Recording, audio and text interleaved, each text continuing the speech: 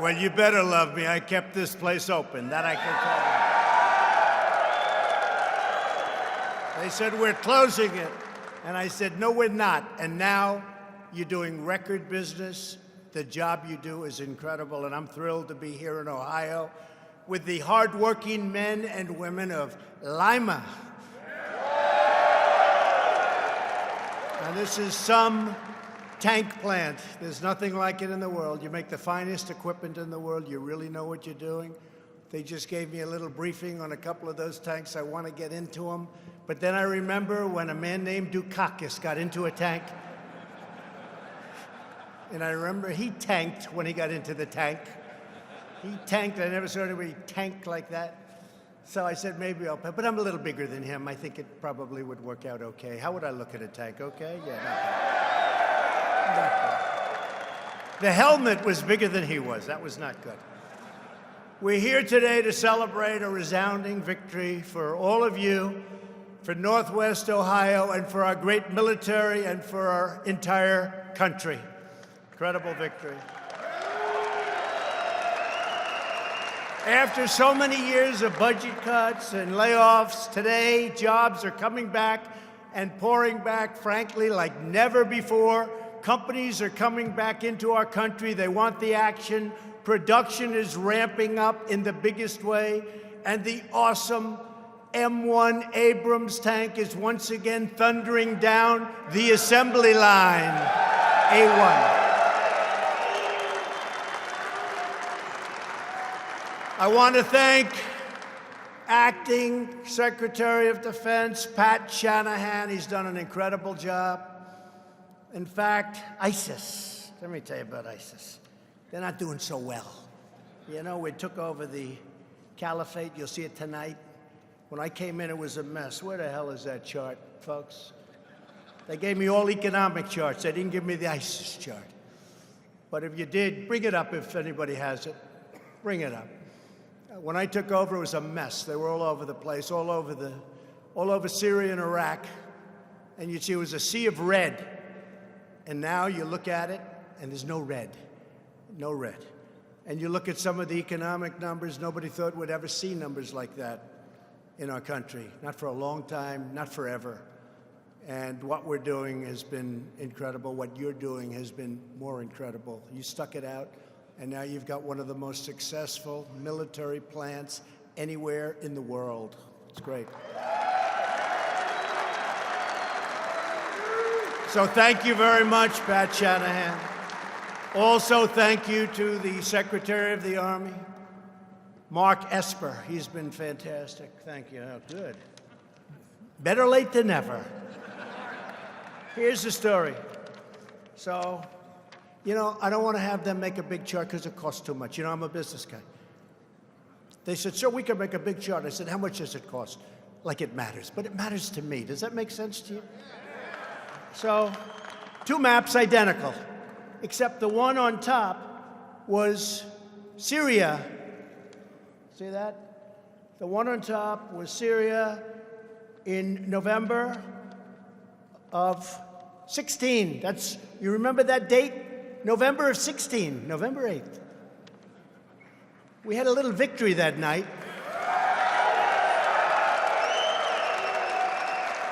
We had a little victory that a lot of us weren't surprised by, but the other side said, where did all those people come from? I said, they just didn't like candidates for a lot of years. They didn't vote. So what happens is, this is all ISIS. Now on the bottom, that's as of today. This is ISIS. There's none. The caliphate is gone as of tonight. Pretty good. That's pretty good, right? We took over a mess. We took over a mess with North Korea. We took over a mess in the Middle East. We took over. A lot of bad things were happening. And the economy was not doing well. It was heading in the wrong direction. You remember that. It was going to go bad. And then we opened up with the regulation cuts and all of the other things we've done, including the big tax cut. But it made a big difference. Made a big difference. And we'll show you some numbers in a little while. I want to also thank Major General Brian Cummings for the incredible leadership and service you have done An unbelievable job. Thank you, Brian. Thank you very much. Thank you. We're also honored to be joined by several of the Ohio leaders, friends of mine, terrific people. Senator Rob Portman. Rob, thank you. Thank you. Thank you, Rob. A man who I will never, I promise, wrestle. He was one of the best wrestlers in the history of college wrestling. His record is so ridiculously good. I said, were you as good as Dan Gable? He said, no. See, if it were me, I would have said, yes, I was much better. You know who Dan Gable is? Jim Jordan, a great guy. And a great champion. Great athlete, great champion. Thank you. He is tough. You want to have him on your side. Another one you want on your side, always, Mike Turner. Mike, thank you. Thank you, Mike. Great. Warren Davidson. Warren, thank you. And Bob Latta. Thank you very much. Thank you. Thank you. Warren and Bob.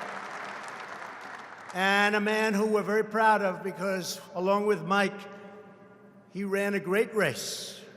Lieutenant Governor John Husted. He ran a great race for governor.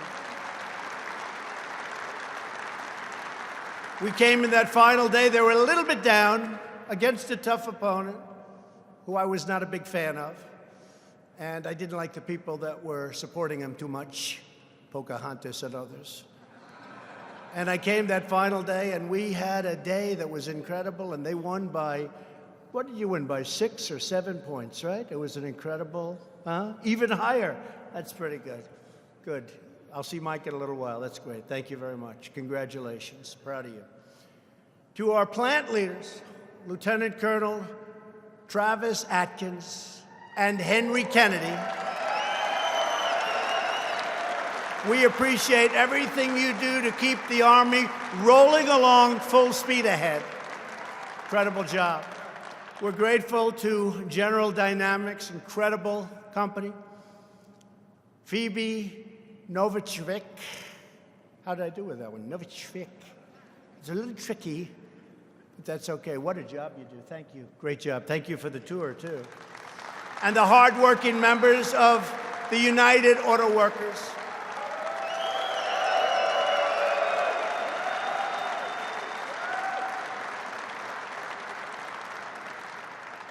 Now you got to get over to a place that I like a lot, Lordstown. And you got to get that. You know, the only place, what's going on with General Motors? We have the best economy we've ever had.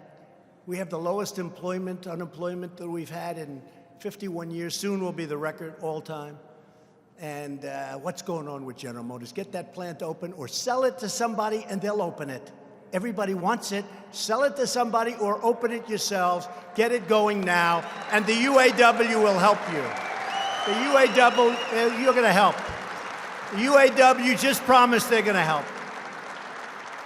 Get it open now. Don't wait. They said they have discussions coming up in September, October. I said, why not tomorrow? Why not on Monday? What do you have to wait months for? Get the discussions going. Get it open. Lordstown's a great area. I guess I like it because I won so big there. But we're doing a job, and this state has been, we're very proud of what's happened in Ohio. Under our federal auspices, we've gotten so many things done, and this plant is one of our great achievements. To all of our active duty service members and our wonderful veterans, thank you for serving your country with such tremendous distinction and honor.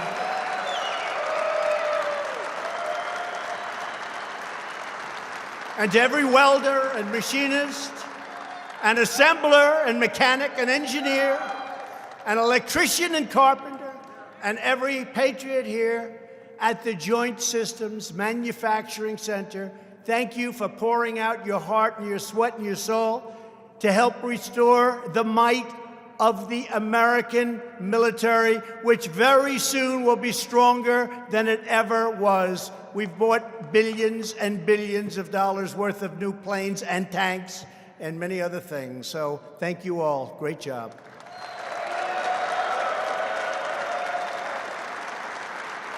And the fact is, we have the best tanks, driven by the best soldiers, made by the best workers anywhere in the world, and that's true.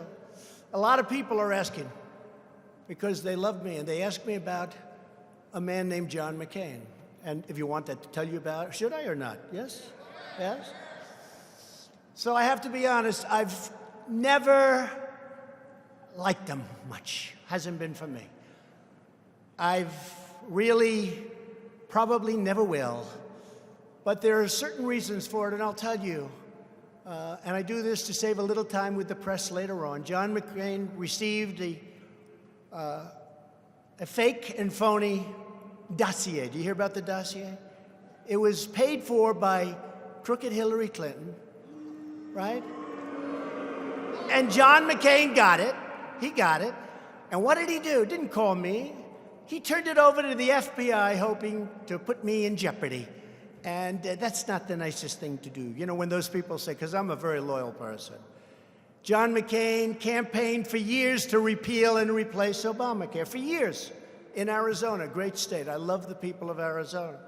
But he campaigned for years for repeal and replace. So did Rob, so did a lot of senators.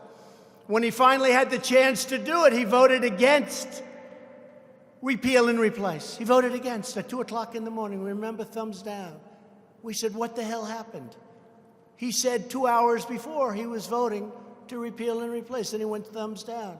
Badly hurting the Republican Party, badly hurting our nation, and hurting many sick people who desperately wanted good, affordable health care. We would have had it.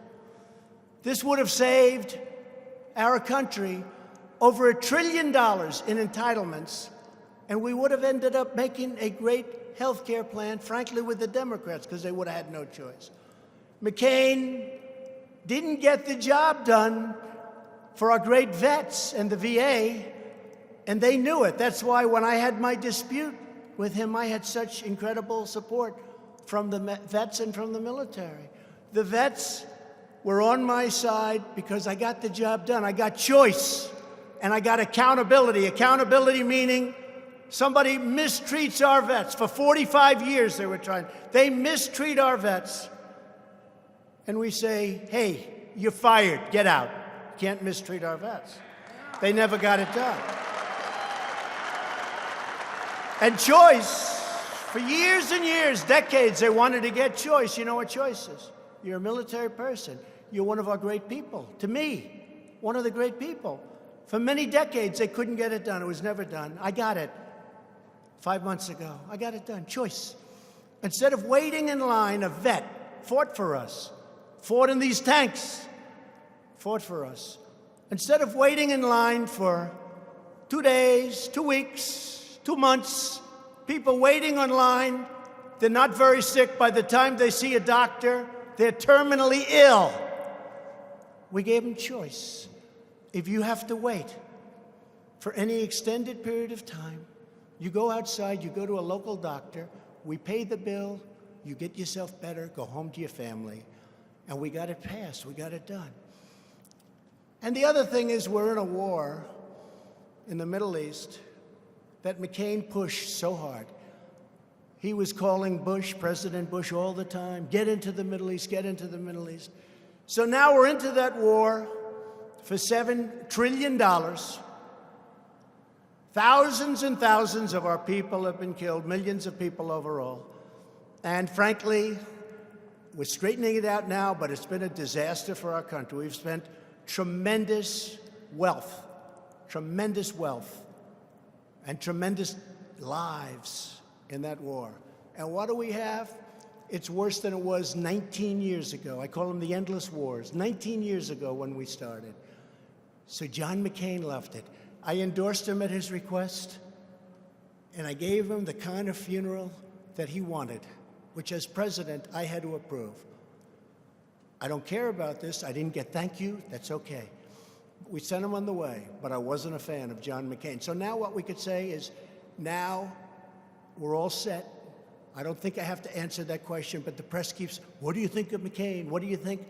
Not my kind of guy, but some people like him, and I think that's great. Now, let's get back and let's get onto the subject of tanks and this economy, because you know what? We love where we are and what we do more than anything else. We build great, we fight great, and we're right now in Lima, and Lima is an incredible place, a place of strength and dedication. Since 1941, this plant has built and serviced thousands of tanks and military vehicles that powered American forces through World War II, Korea, Vietnam, Desert Storm, Iraq, and Afghanistan. And the tanks are the best in the world, better than ever before. Every single Abrams tank in existence, the steel and the aluminum, war horse, they're really a war horse of American ground forces. It was built or serviced on these very grounds by you people, by you people. But under the previous administration, this tank factory, the last of its kind anywhere in the Western Hemisphere, came very close to shutting down. 4 straight years, the number of U.S. tanks that were budgeted for upgrades was 0. Does anybody remember that? Raise your hands. You remember that? 0. That was under your great President Obama. Our military readiness declined, and your workforce was slashed by 60%. But those days are over. We are rebuilding the American military. We are restoring American manufacturing. And we are once again fighting for our great American workers. Over the last 2 years, we have secured nearly $1.5 trillion to provide our warfighters the finest aircraft, ships, missiles, and tanks anywhere on Earth. We make the best equipment on Earth. And we sell that equipment, as you know, to good allies. Although sometimes the good ones turn out to be not so good, and then we do something. We figure it out. You know what you have to do? You figure it out. This year, we're asking for an additional $750 billion, which is a record. That includes funding to upgrade more than 160 mighty M1 Abrams tanks. Congratulations. Congratulations.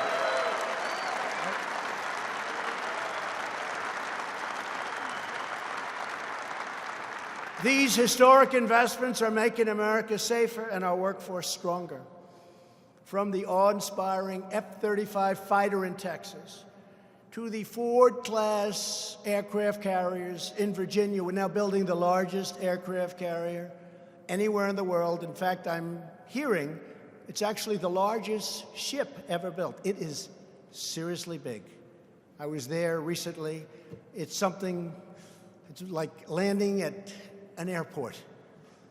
Although you have to be very talented still to land in those decks, no matter how you figure it. Some people can do it and some people can't. Some very good pilots can. To advance missile defense systems in Alabama, American workers are building the most cutting-edge, modern, and powerful military anywhere on the planet.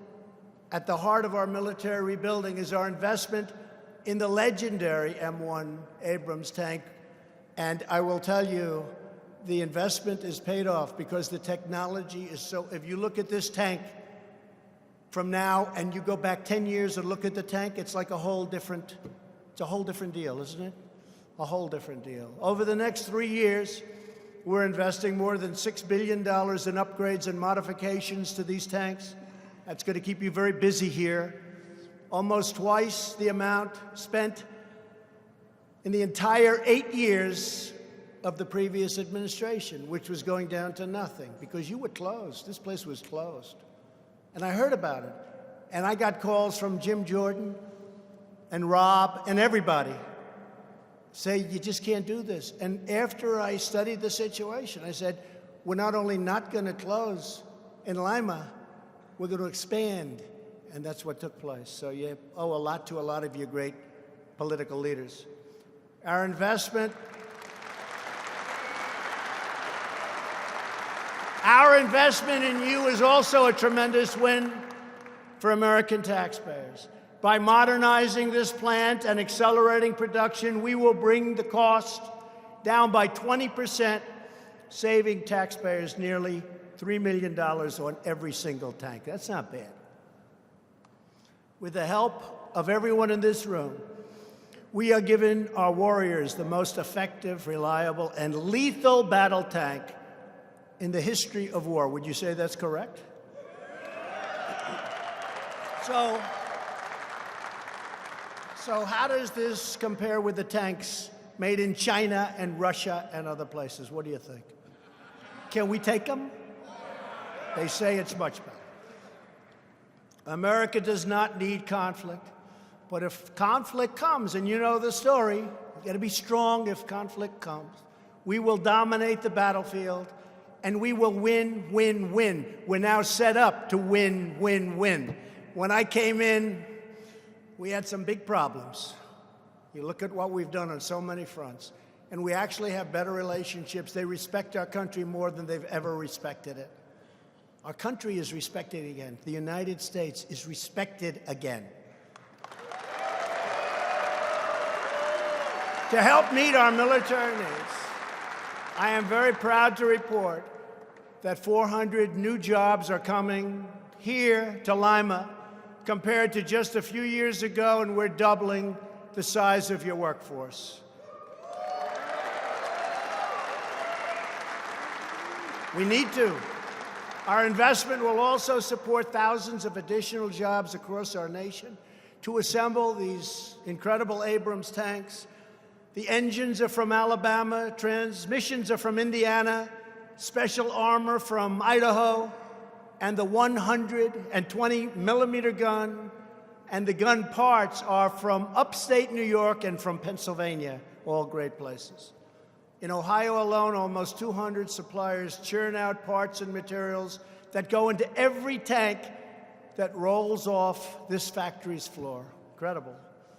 What you achieve here at this plant is truly remarkable, and equally remarkable is that they wanted to close it. No good. Every day you start with a powerful, heavy, but sometimes rust-covered, hollowed-out hull, and with incredible skill and extraordinary care, you restore its unmatched power, strength, and glory with all brand new equipment inside, the best in the world. The amazing restorations you accomplish every day are a perfect symbol for what we're doing with American manufacturing all across our nation. And we just came out, another chart, we just came out with numbers, the economic report of the president. 3.1% GDP, the first time in 14 years that we cracked 3, right? That's pretty good. 3.1. The press tried to make it 2.9. I said, it's not 2.9. What they did is they took odd months. I said, no, no, no. You go from January to December. You don't take certain months and add them up, because I said we're going to break 3, and we did. We get 3.1. The fake news tried to change it, but we caught them. I said, you know, we didn't break the 3. Oh, that's terrible. They said, yes, sir, you did. They just took odd months. I said, no, no, January to December. 3.1%, first time in 14 years. Congratulations. Sort of incredible. It's true. This chart is a beauty. This is venture capital deals surge following the passage of, really, the election, rising nearly $17 billion. You know what that means. So here's your charts going along, and here's us. See the red line there? It's like a rocket ship. Can you see that? It's small but cheap. And it gets the point across, right? A couple of other things, because I think this report is incredible. So these are workers coming off the sidelines. And now it's just, this is just partially. So the blue, the red, that's a big difference. That's a tremendous difference, the most in many, many years. And everyone said you couldn't do it, couldn't bring back manufacturing jobs, remember? You'd need a magic wand. We're bringing them back beyond anybody's expectations. You see the red line here? These are wages are rising for the workers. These are wages are rising.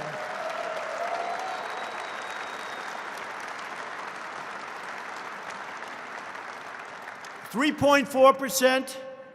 It's one of the largest increases in 20 years, and for the most part, they were going down. They weren't even rising. I used to campaign. I'd be in Ohio, I'd be in Pennsylvania, I'd be all over. And I'd talk about wages where people would have to work 3 jobs, and they were making less than they did 20 years ago. You remember that, Rob, Jim? I used to do it all the time. It was just a part of my speech. I say, you're working 3 jobs, you make less money than you did 20 years ago. And it was literally 21 years. And now wages are going up. And you have something else that's happening. If you don't like working here, and you all do, and I don't want to lose anybody, and who the hell would want to leave this place? This is what you call a great place to work. But if for any reason you did, you can pick out 6, 7, 8 other jobs. In other words, you can finally have a job that you really like, where you like getting up in the morning. I do, even though I have the fake news hounding me all the time. The fake and phony and corrupt, it's fake, it's corrupt, but we gotta live with it, right? Gotta live with it. But you guys, you do. You get up in the morning, you love to come, you love your job. Or you wouldn't be doing what I just witnessed back there when I looked at some of these incredible tanks. And here's another chart. Deregulating and saving through the roof. Here's a chart. The American energy, the United States is the largest producer, that's happened over the last short period of time, of crude oil and natural gas in the world, surpassing Saudi Arabia and Russia. We're also a net. Do you think Russia's happy about this? I don't think so. You know, Hillary wanted to put windmills all over the place. Let's put up some windmills. When the wind doesn't blow, just turn off the television, darling, please. No wind out today. There's no wind. Please turn off the television quickly. Put the windmills up and watch the value of your house. If you're in sight of a windmill, watch the value of your house go down by 65%. Wonderful to have windmills. And solar is wonderful too, but it's not strong enough. And it's very, very expensive. So the United States is now the largest producer of crude oil and natural gas in the world. Happened all in a very short, you guys are all surprised. Think of that. Think of that. Beating out Saudi Arabia and Russia. They're pretty good producers, right? Guess what? We do more than they do. And in a short period of time, as soon as we get some pipelines opened in Texas, we'll be able to almost double it. Double it. What we're doing is incredible. We approved the Keystone Pipeline, right? I did that. 48,000 jobs between that and the Dakota Access Pipeline. I got them approved. Like almost my first couple of days in office, I said, they're approved. And what is it? It's good environmentally. It's underground. You're not riding it over tracks. You're not trucking it. It's actually a great thing environmentally. But President Obama, after years and years and years, they said, we're not going to approve it. I said, we'll approve it. 48,000 jobs, think of it. It's being built right now. They're both being built. One just got completed, Dakota Access. And many, many other cases like that. Plants all over the country going up. But the thing that's the greatest is companies that left us. They no longer wanted to be in the USA. They're coming roaring back. Toyota, $13.5 billion. We've created more than almost 6 million jobs since the election. And if I would have said that to the fake news during the campaign, they would have said, he exaggerates. I'm not exaggerating. But nobody would have believed that could happen, including almost 600,000 manufacturing jobs. We could have taken your jobs off. If it weren't for me, this place would have been closed. Would have been closed. Would have been closed, fellas. And you're doing us a favor because of the great job you do. It's not just a one-way street. You're doing us a favor. Last year, our manufacturers reported the highest level of optimism ever recorded in a 40-year-old poll. And this year, we went up again. Went from 56%, and it stayed there for years, between 50 and 56, to 94%. They've never had anything like it. That's optimism. And we, all of us, are living by two simple rules: buy American and hire American. Very simple.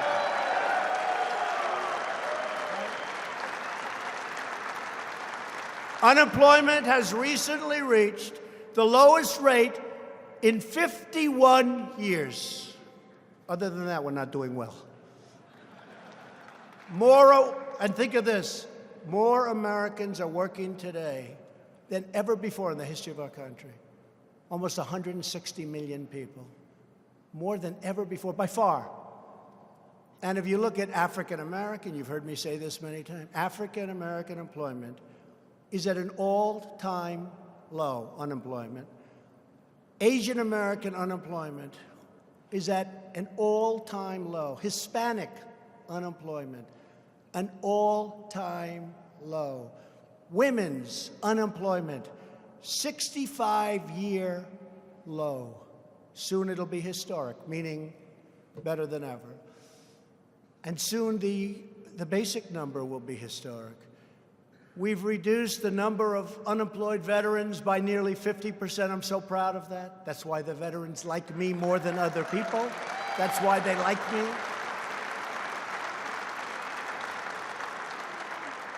50% since the election, and veteran unemployment is now at the lowest level ever recorded.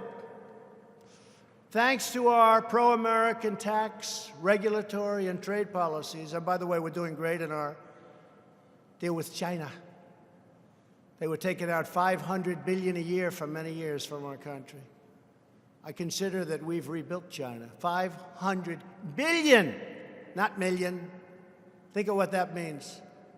$500 billion a year taken out of our country. And now they're paying us. They're paying tariffs on the products they're sending in, and we're negotiating, and they want to make a deal, and hopefully we'll make a deal. And if we don't, that's fine. And if we do, that's fine. It's got to be a good deal. It can't be a bad deal. We're so far down, it's got to be a great deal. If it's not a great deal, we can never catch up. And their economy is way down. I don't want their economy to be down. I want their economy to be up. But their economy is down 32 to 38%. And our economy, if you look at the numbers since my election, is up almost 50%. 50.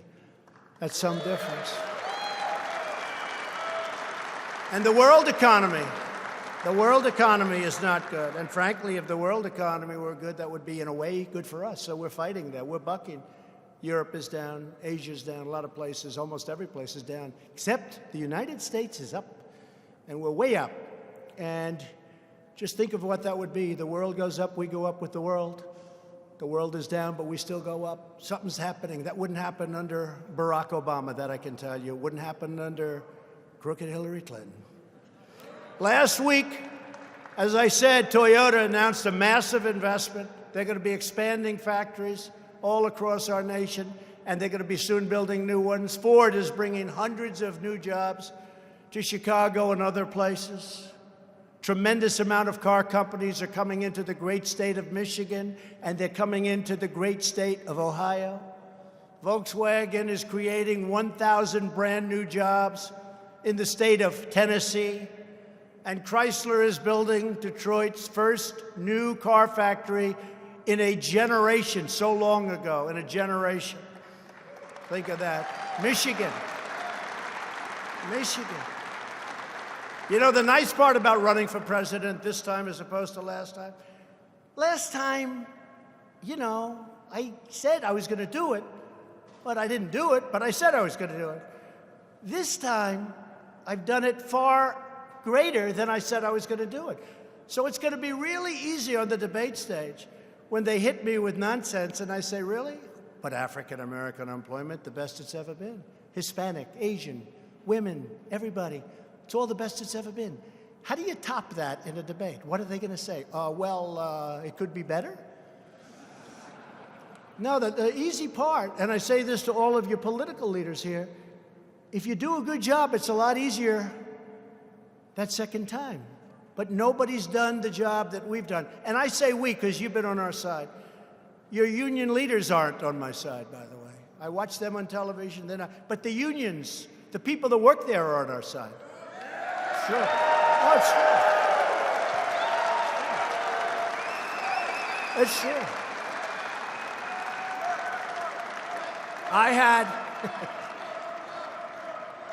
I had union leaders in the White House a few months ago, and the biggest guys. Nice guys, but they're Democrats no matter what, okay? And you see where that's taken you. That would have been catastrophic. But I had them in, and we explained how good it was for the car industry, for this, for that. They said, oh, thank you, sir, thank you, thank you. Oh, this is unbelievable, thank you, sir. Then I see one of the guys the next day on a television show. I think it was called Deface the Nation. And ladies and gentlemen, deface the nation.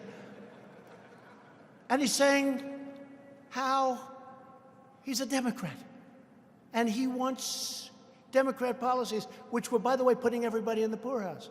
But I just left the guy. He's hugging me, kissing me, telling him what an unbelievable deal. Nobody else could do it. And the next day, he's on there talking about stuff. And I really said, I sort of don't want to meet these guys. I want to deal with the people in the union, not the heads of the union. Because the heads of the union are not honest people. They're not honest. They're not honest. And they ought to lower your dues, by the way. They ought to stop with the dues. You're paying too much dues. As an example, they could have kept General Motors. They could have kept it in that gorgeous plant in Lordstown. They could have kept it. Lower your dues. Lower your dues. America's founders understood that to be strong and powerful as a nation, we must also be a great manufacturing nation. President Obama said, you never bring manufacturing back. I said, what are you talking about? It's all about manufacturing. And we're bringing it back in record numbers. Nobody can believe it.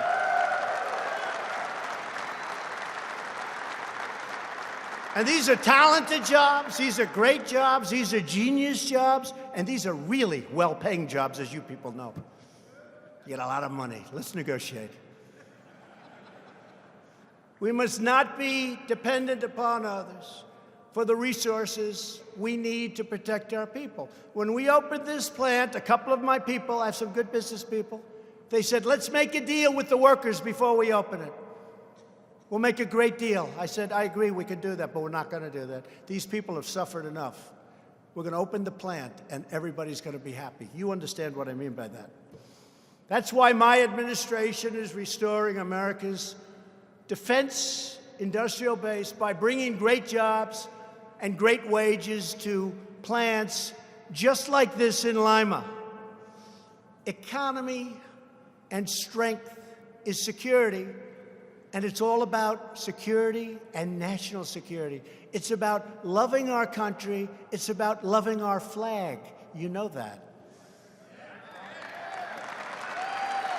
Now, as a result of my very tough trade actions, something I'm very proud of, America's steel and our steel mills are roaring back to life. You know that. You see it all over. We put a big, fat, beautiful tariff on that dump steel. It's sand steel, it's mud steel, it's crap steel. And they're dumping it all over. I said, that's okay, you can dump, but we're going to charge you 25% when you come in and think you're going to take our jobs and give us bad steel. I know a lot about steel. I've used a lot of steel. Right here in Ohio, Nucor has just announced an $85 million upgrade in Marion. Charter Steel announced plans to build a brand new $150 million steel plant in Cuyahoga Heights. JSW Steel is restarting the furnace. It's a massive furnace. And investing $500 million in Mingo Junction. And Cleveland-Cliffs announced a brand new $700 million plant in Toledo, Ohio. Don't leave here, though. Don't leave here. Don't get any ideas. Don't leave here. Just stay here. Just relax. Stay here. We don't want you going to Mingo Junction. We're also finally fixing the horrible trade deals that have cost our nation trillions of dollars, and where we've lost millions and millions and millions of jobs, like we were stupid people. They close a plant. They move it to Mexico. They make the product. They sell it right into the United States. No tax. All we end up is loss and no jobs. We get no taxes. We get nothing. That doesn't happen anymore. Under our New Deal, there's a tremendous financial disincentive to close up plants and move them to other countries. You're not going to see that anymore. And we're getting rid of the disaster known as NAFTA, one of the worst trade deals ever negotiated in the history of the world. All over the country, you still see empty plants when they haven't been converted to nursing homes and apartments, right? It's not the same thing as a plant. I love apartments. I love the business. But that's not the same thing as a plant where you have 5,000 people working. Not the same thing. And replacing it, we're replacing NAFTA with the great U.S.-Mexico-Canada agreement, or the USMCA, like the song. If you can't remember, YMCA, right? We'll play the song for you, everybody. USMCA. We've taken historic action to confront China's trading abuses because the days of stealing American jobs and our ideas and our wealth have come to an end, folks. They've come to an end, all right? We've come to an end. We've made some progress. That's why you see these numbers. Look at that chart. Look at that. You don't have to know what's on it. What difference? Look at the line.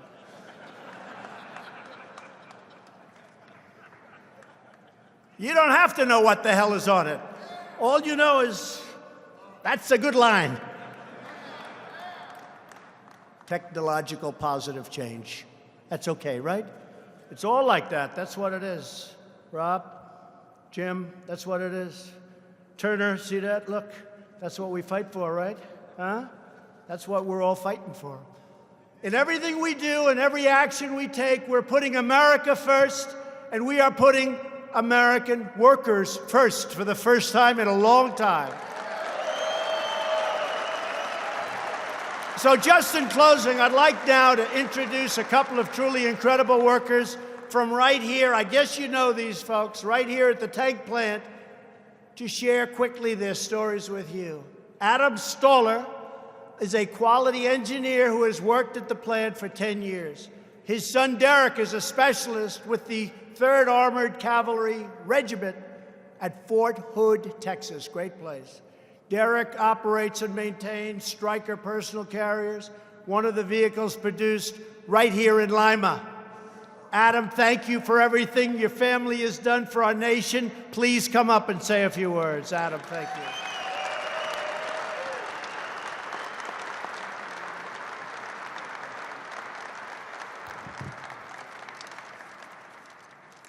Thank you, Mr. President.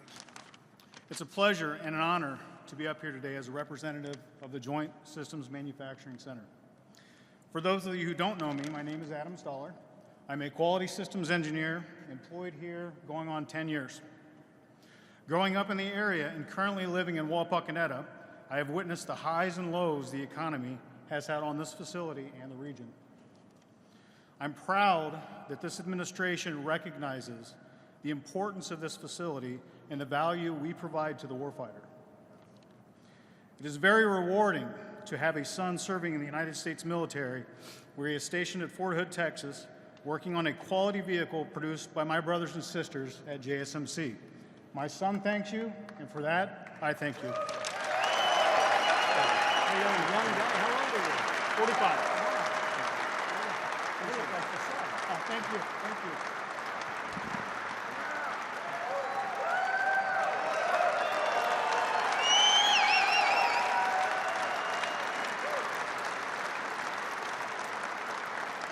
I thought Adam was the son. Look how young he looks.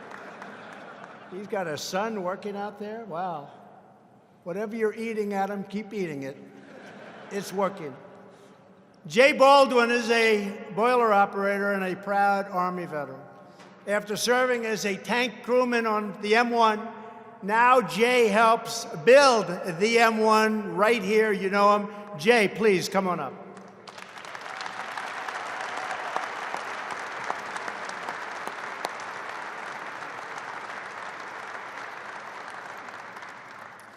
Thank you, Mr. President, for coming to our plant in Lima, Ohio.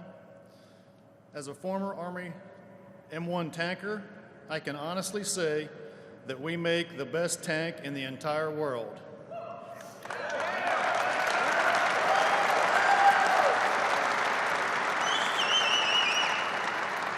Our workers here are very proud to be making such a fine product for our soldiers to have the best capabilities on the battlefield.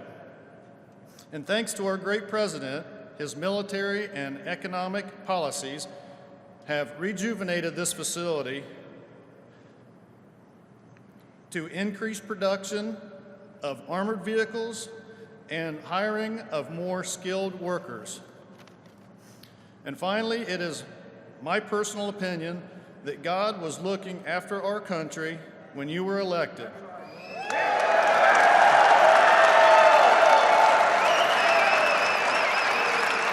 Mr. President, thank you for everything you have done.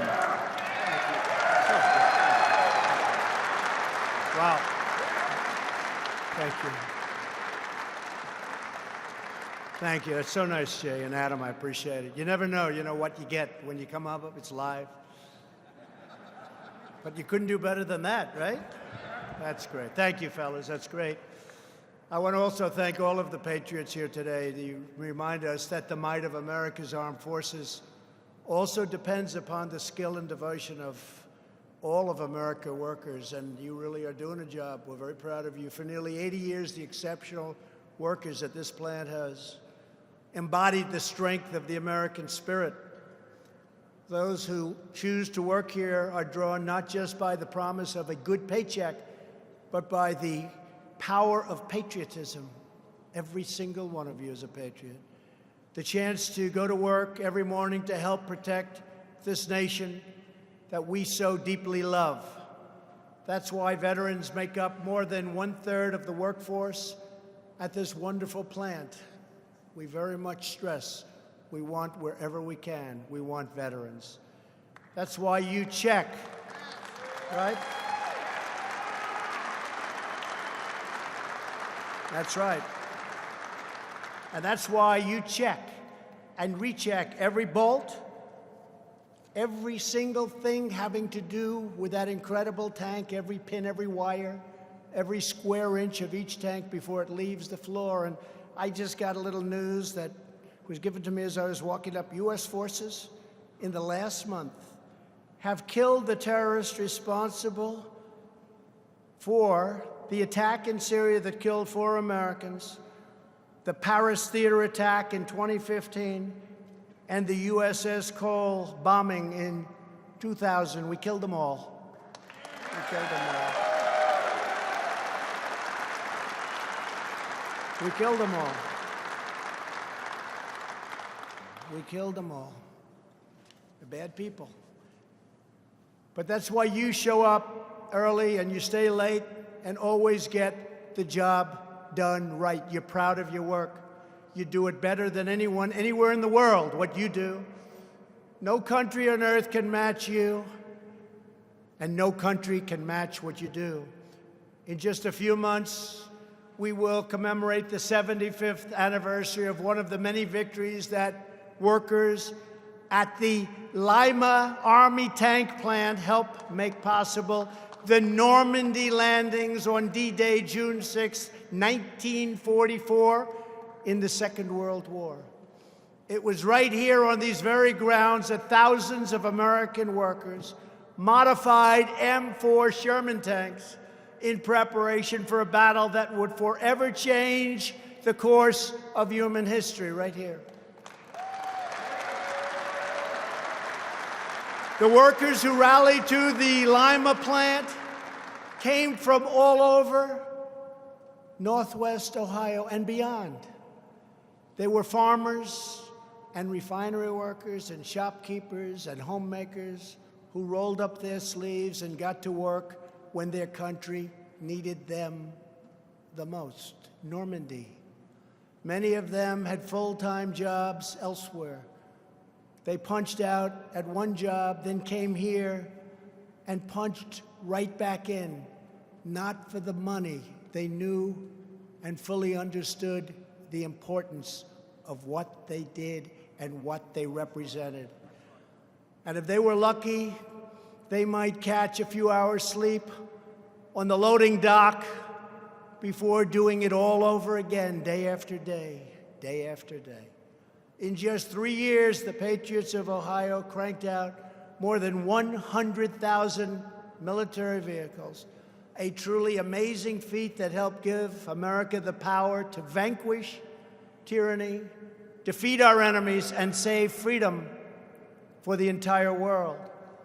This is the legacy that each of you inherits, and America knows you will carry it forward with the same purpose and passion that you've poured into this factory each and every day. We love you. We see your legacy in every battlefield victory, in the smiling faces of every soldier that returns home safely, and every time a citizen proudly salutes our great American flag.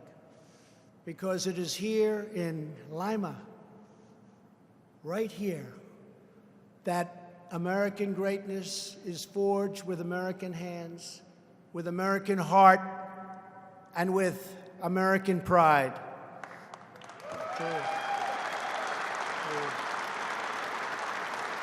We don't know what challenges will come, what dangers we must face, or what opportunities we must seize. But we know that America will always be ready because of you and your strength and your skill and your drive and your unbreakable spirit. Because of hardworking citizens like you, the people of Lima, the people of Ohio, and the people of America will always fight on to victory, victory, victory. You don't know how to lose. You never will have to find out. You'll never have to find out about losing. Together, we shall forever be one nation under God.